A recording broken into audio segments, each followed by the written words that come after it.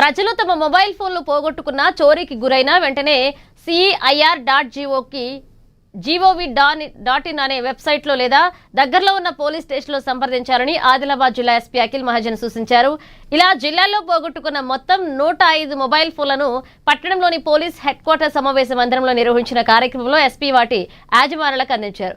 వీటి విలువ దాదాపు 12.5 లక్షల వరకు ఉంటుందన్నారు.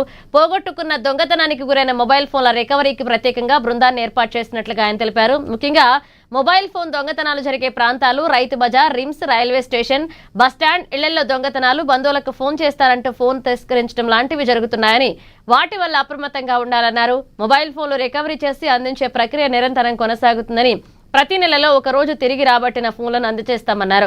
మొబైల్ దొంగతనాలు జరిగే క్రమంలో వారిపై ప్రత్యేక దృష్టి సారిస్తున్నట్లుగా తెలిపారు. మొబైల్ ఫోన్ దుకాణాలు, రిపేరింగ్ దుకాణాల యాజమానులు మొబైల్ ఫోన్లు కొనే ముందు యాజమాని అనుమతితో సరైన పత్రాలు తీసుకోవాలన్నారు. చోరీ చేసిన మొబైల్ ఫోన్ల కంటే చట్ట ప్రకారం చర్యలు తీసుకోబడతాయన్నారు. ఇక అటు పోగొట్టుకున్న మొబైల్ ఫోన్లను తిరిగి చేతికి అందగానే బాధ్యతలు సంతోషం వ్యక్తం చేస్తూ జిల్లా ఎస్పీకి ప్రత్యేక ధన్యవాదాలు తెలిపారు.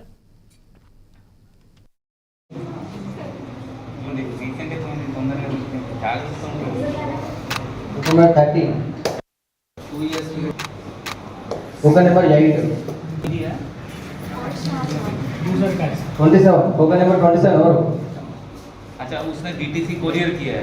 कहाँ पे? विनुकोंडा.